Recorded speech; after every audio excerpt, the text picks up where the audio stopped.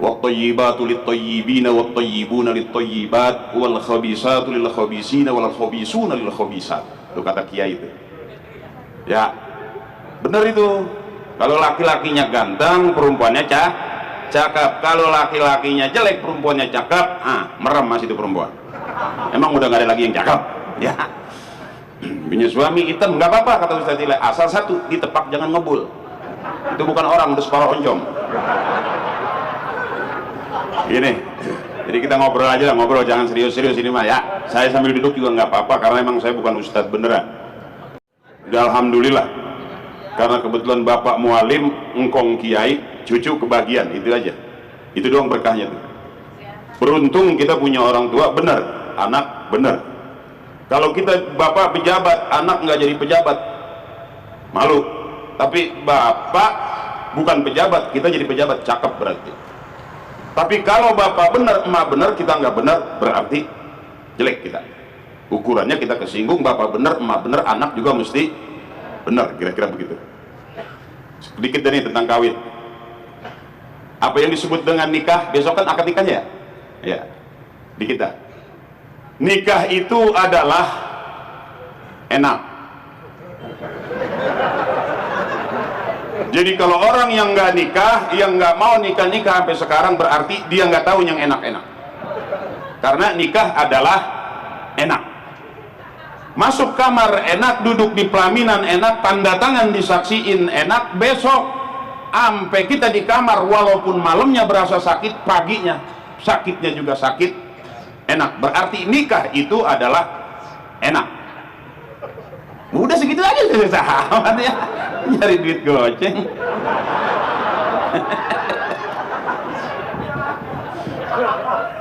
Ini siapa yang bilang ad-dinun nasihat, agama itu nasihat, bukan bisa-bisa akri. Urusan agama mesti ngaji, sekalipun dia preman, sekalipun dia dulu bajingan, kalau dulunya pernah ngaji, tuanya masih paham. Coba deh, masih kecil rajin ke musola, rajin ke masjid, udah tua ke masjid, sekalipun waktu mudanya dia lupa sama masjid, pulang ke masjid nggak malu. Kenapa? Masih kecilnya udah biasa main di masjid.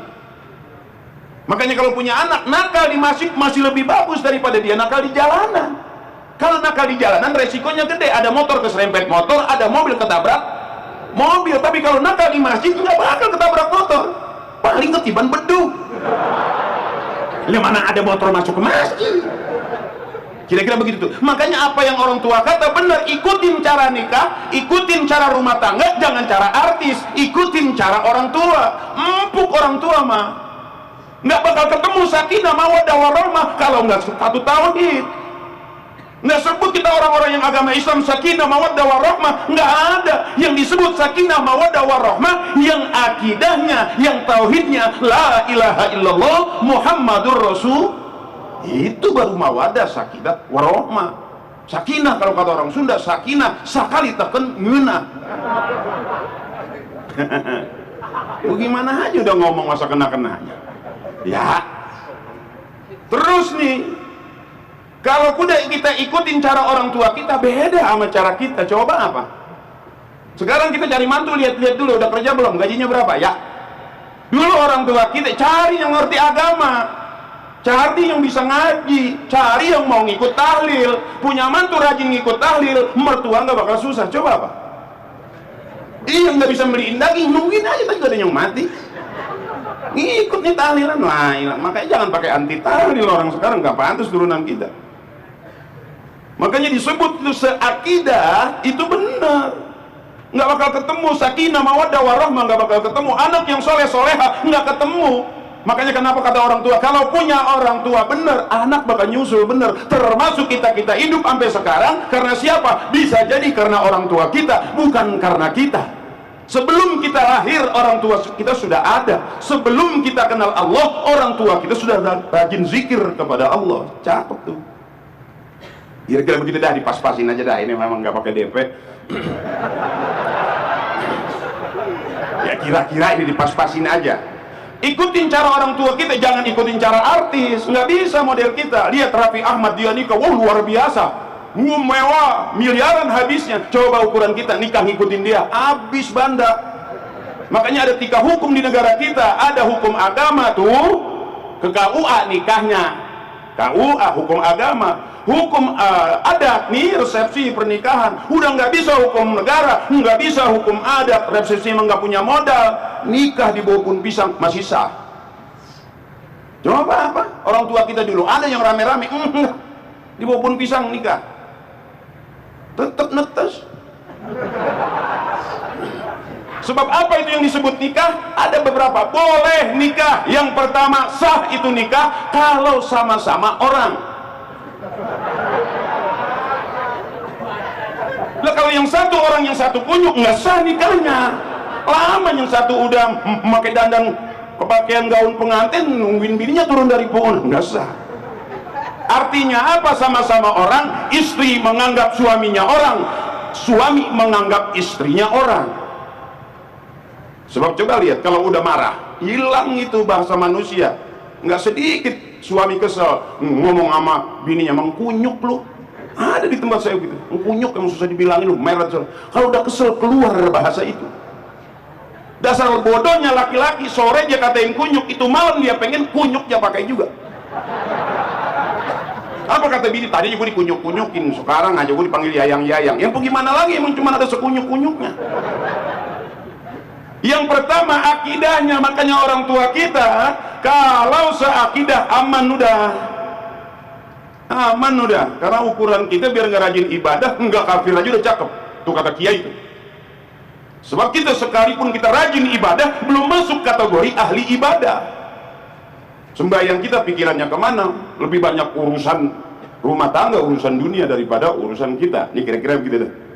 Dipas-pasin aja bang ya, namanya emang ini mah ngomong itu bagaimana sih ya, akal-akalan nyari makan gitu, kelihatannya aja ceramah kayak ustadz padahal malah lagi nyari DP ninja. Lihat orang tua kita, kenapa saya bilang yuk kita tiru rumah tangganya, rumah tangga orang-orang tua kita, sabarnya luar biasa. Emak sampai sekarang dia jadi nenek-nenek nggak maksa jadi orang kaya, nggak punya kreditan, nggak punya utang. Coba cek kita di rumah kita, hampir nyaris semuanya, serumah di dalam rumah itu belum tentu ada yang melunas.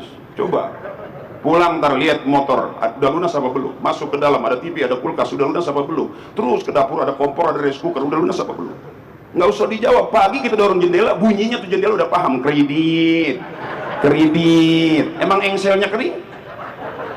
Ya. Makanya orang tua kita nggak punya duit tetap curhatnya sama Allah. Makanya kata kiai, tempat curhat yang sebenarnya adalah Allah. Lihat orang tua kita rata-rata senang curhat, pinter para orang-orang soleh ngerayu Allah.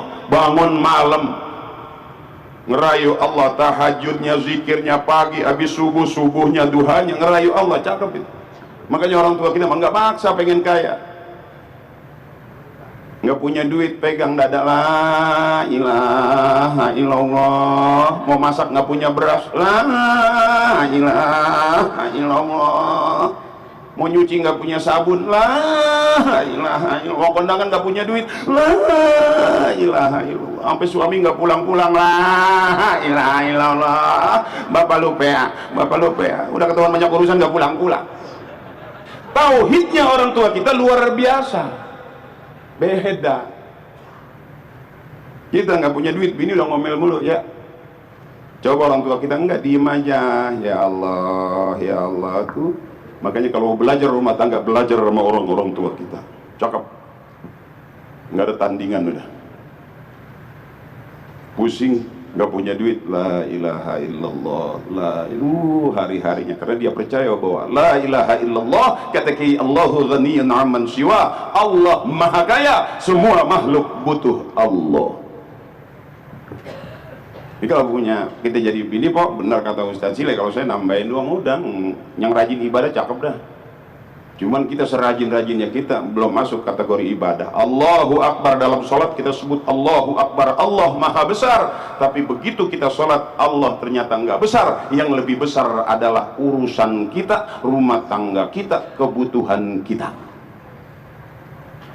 Allahu Akbar dalam sholat kita sebut banyak ucapan Allahu Akbar, tapi isi dari sholat kita ternyata Allah tidak banyak, masih lebih banyak urusan dan persoalan hidup kita. Jadi enteng-enteng aja. Makanya orang tua kita mah dulu nggak takut punya anak banyak. Kalau kita kan punya anak 1, 2 kelar udah. Mau bunting lagi, ngitung dulu, ngitung ntar berapa duit buat lahirannya, biaya sekolahnya. Dulu emak kita anaknya masya Allah sampai 13. Emak saya anaknya 13. Nggak pernah takut susah. Emang susah udah turunan.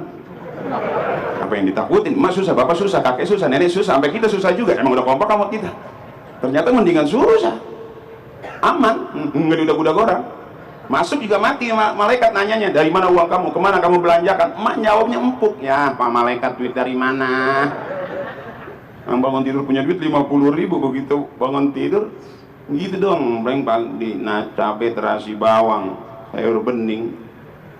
Besok begitu lagi cabai terasi bawang, sayur bening. Sampai saking beningnya itu sayur ditaruhin ikan cupang hidup. Bukan susah belangsak, makanya beruntung kalau punya mantu, punya suami rajin ngikut tahlil, cakep. Saya emang nggak berani bidahin tahlil kayak orang-orang. Sebab tahlil itu la ilaha illallah. Kalau orang nggak suka tahlil berarti bisa kafir katanya. Biasanya saya belajar, yang udah mati, yang belum mati kirimin Fatihah.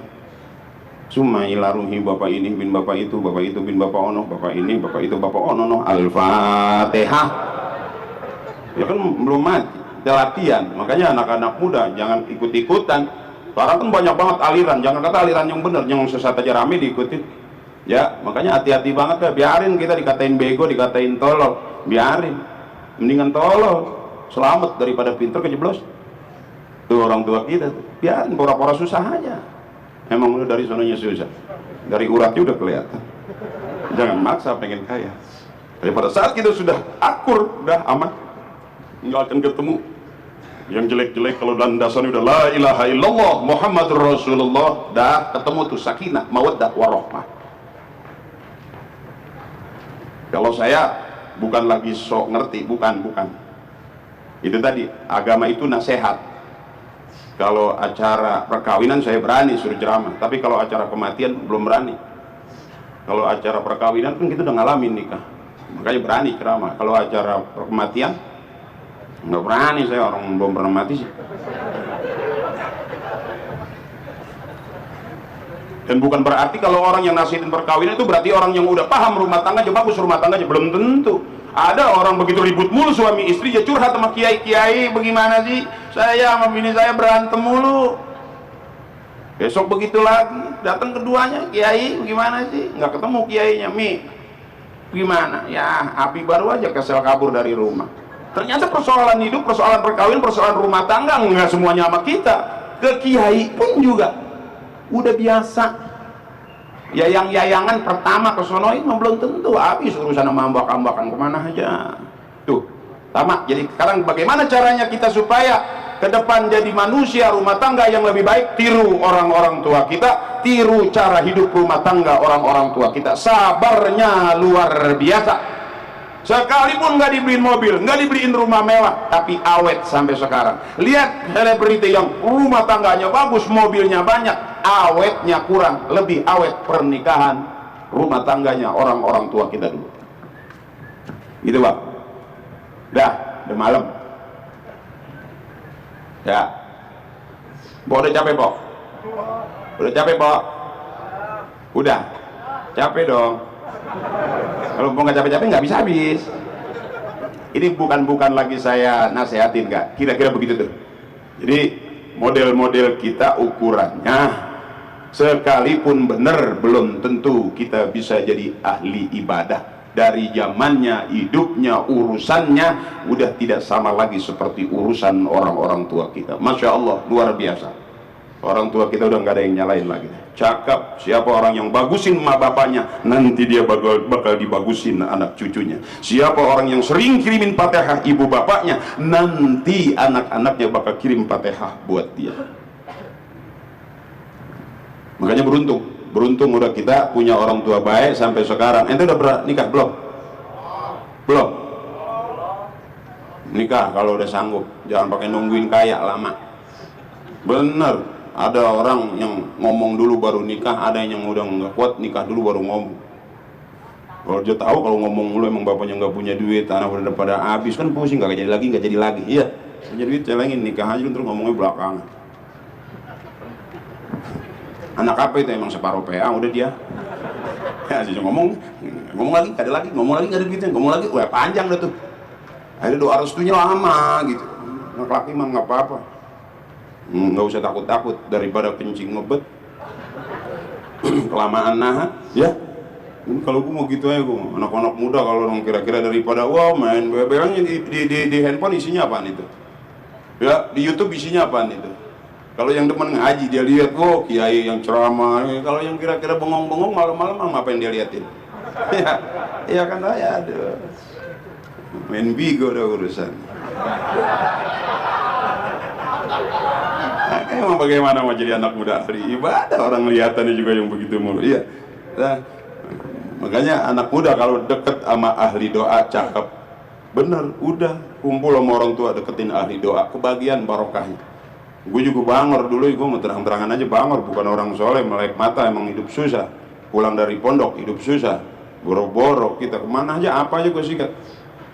Tapi akhirnya kita mau kemana lagi? Sejauh-jauh kita pergi kita pasti pulang. Tuh, ya bener. Sejauh-jauh kita jalan tetap kita harus pulang. Mana modal pulang kita? Amal soleh. Nggak ada lain, udah jangan galak-galak sama emak, ntar kita bisa digalakin sama anak kita, begitu doang balikan yang nggak jauh-jauh. Udah, gue kalau ngomong bener kayak kiai gitu, suka nasihatin orang, gue gede banget sama gue juga. Ya bang, kita nggak tahu siapa yang terbaik di antara kita.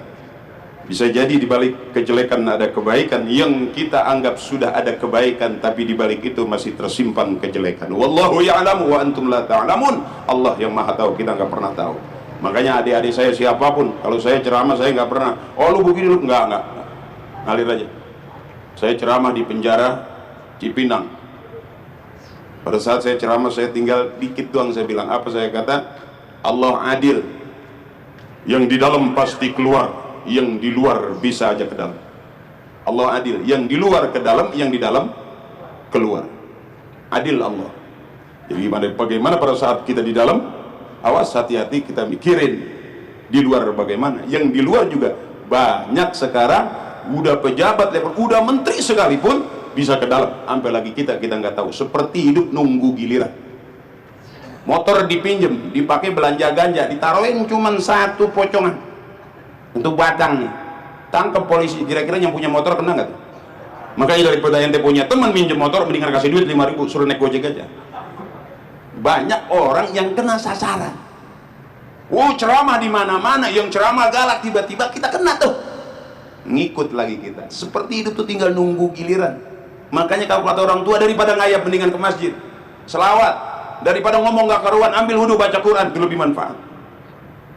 Ntar Allah angkat derajat kita. Makanya kenapa setelah sembahyang itu la ilaha illallah wahdahu la syarikalah lahul mulku wa lahul hamdu yuhyi wa yumitu wa huwa ala kulli syai'in qadir. Allah bakal ngangkat derajat kita, kita nggak tahu. Ikutin apa yang dibaca, padahal kita nggak paham. Berasanya entar pada saat lo kok gue bisa begini, lo kok gue bisa begitu.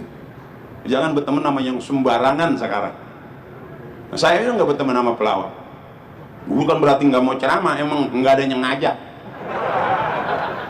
Tapi apakah selamat? Bisa jadi. Banyak orang yang pinter, so pinter, yang hancur malah yang pinter.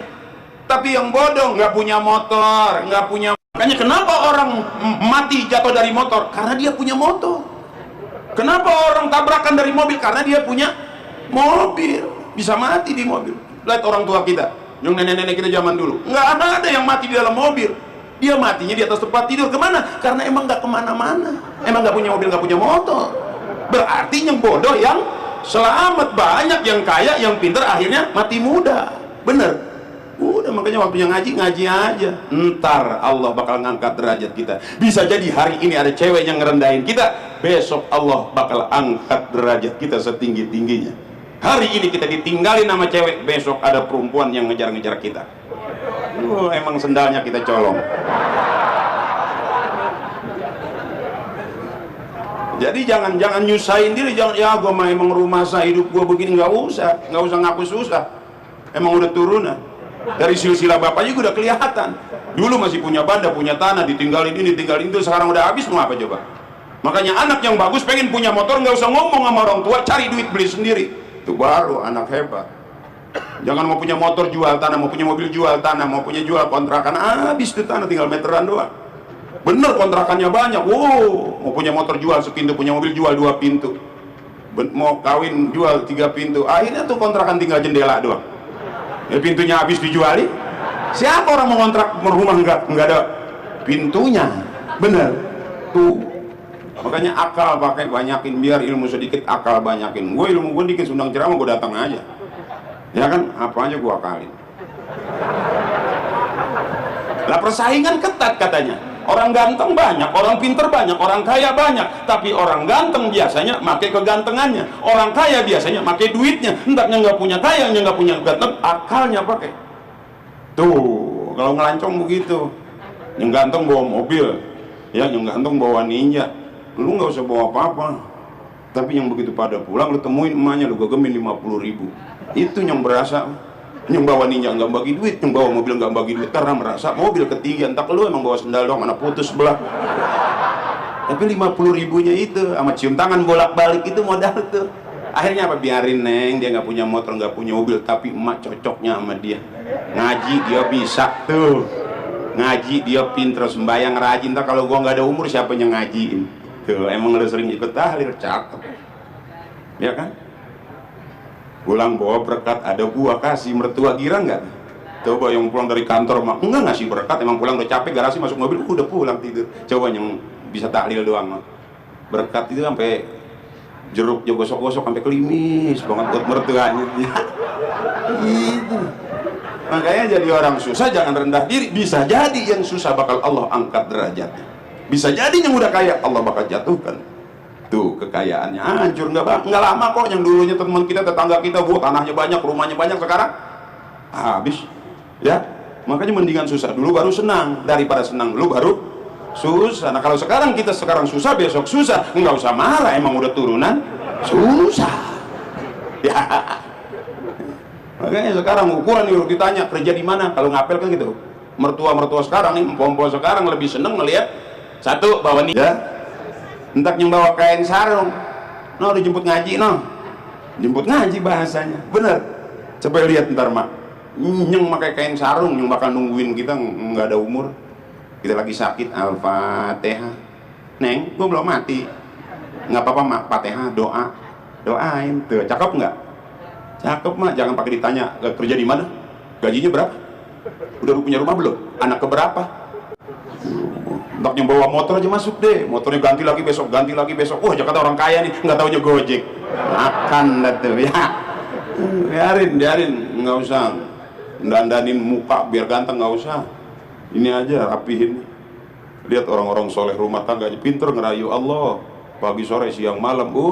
Punya mertua rajin ngerayu Allah, punya emak rajin ngerayu Allah. Aman udah kita, kebagian doa orang-orang soleh. Coba udah bapak jarang di rumah, emak juga nggak jelas. Kita mau kemana coba? Ke rumah teman juga nggak ngaku. Asal mampir ke rumah orang, nasi habis, rokok habis, gara-gara kita. Nggak ada teman kan akhirnya. Ikutin kiai mendingan. Duduk dekat kiai, itu makanan paling cakep. Paling pinggir, udah pisang petot, jeruk udah embak. Nggak ada bakal ketemu yang cakep-cakep. Makanya kembali lagi, mudah-mudahan kita termasuk orang-orang yang satu akidah kita tetap kita pertahankan. Itu aja dulu, karena rumah tangga yang sakinah, mawaddah warahmah, yang berlandaskan pada kalimat tauhidnya la ilaha illallah Muhammadur Rasulullah. Banyak orang yang maksa pengen kaya, dia tinggalkan tauhidnya, kekayaan enggak lama kok. Kalau empok pengen kaya, cari mantu, biarin kaya, yang penting hebat, enggak usah saat seiman juga. Benar begitu empok kawinin rumah tangga anak empok, bener kaya, tapi dunia doang, akhirat nggak dapet apa-apa. Kalau hari ini kita maksa pengen punya mantu yang kaya tapi dapat juga yang susah, alhamdulillah, karena kita juga memang bukan orang kaya. Jadi kumpul, nggak mantu, nggak anak, nggak cucu, semuanya kumpul, labelnya di rumah orang susah. Tapi sesusah-susahnya kita masih tetap cakep hidup di zaman sekarang. Dah, jangan panjang-panjang lah. Udah capek Ustadz Tile, udah, saya udah, malam juga udah, Masya Allah udah jam 12:30. Enggak, kan jam saya rusak. Nah, yang penting bareng-bareng kita supaya kita kebagian barokah. dan rumah tangga daripada orang-orang tua kita. Mohon ikhlas kiai, mohon ikhlas guru, mari sama-sama bareng-bareng kita, mudah-mudahan akidah kita yang menyelamatkan kita. Kenapa? Dunia dan seisinya ada di dalam kalimat tauhid kita, la ilaha illallah Muhammadur Rasulullah. Kita dan dalam kehidupan semua urusan kita ada dalam tauhid kita, la ilaha illallah Muhammadur Rasulullah. Bareng-bareng, la ilaha illallah,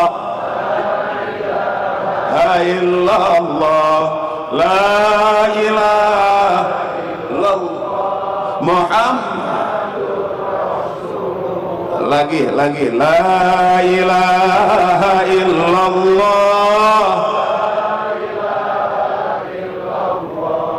la ilaha illallah liridaillahi ta'ala wa bisyafaati rasulillah wa barakati du'a abina wa ummina wa listazina ila man ajazati wa syekhi masyayikhihi al-Fatiha. أعوذ بالله من الشيطان الرجيم. بسم الله الرحمن الرحيم. الحمد لله رب العالمين الرحمن الرحيم مالك يوم الدين إياك نعبد وإياك نستعين اهدنا الصراط المستقيم صراط الذين أنعمت عليهم غير المغضوب عليهم ولا الضالين رب اغفر لنا ولوالدينا ولجميع المسلمين والمسلمات آمين. Dan itu saja dari saya, kurang lebihnya doanya ada. Ustadz kita, guru kita tabarukan ya, sama orang-orang tua kita, sama guru-guru kita. Mudah-mudahan kemana lagi kita bergandeng kalau bukan dengan orang-orang tua kita. Mohon maaf saya ceramah belum bisa ngeluarin ayat. Kenapa? Karena emang belum hafal. Jadi kurang lebihnya mohon ikhlas. Mudah-mudahan keikhlasan itu jadi tambah amal ibadah buat kita semuanya. Amin. Emak sehat, abang sehat ya, emak sehat, bapak sehat, anak-anak sehat, sehat yang manfaat buat ibadah. Amin. Doain saya juga. Kita bukan apa-apa, kita nggak tahu rahasia Allah yang terbaik di hadapan manusia, belum tentu dia menjadi yang terbaik di hadapan Allah.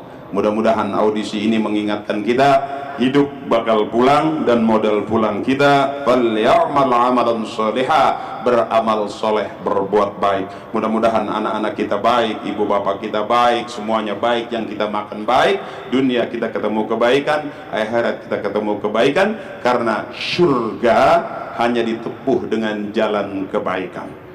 Itu saja yang dapat saya sampaikan, kurang lebihnya mohon maaf, mohon ikhlas, seikhlas-ikhlasnya. Sekali lagi mudah-mudahan keikhlasan itu jadi tambah amal ibadah buat kita semuanya. Badiru bil a'malis salihah wa rafa minkum. Assalamualaikum warahmatullahi wabarakatuh.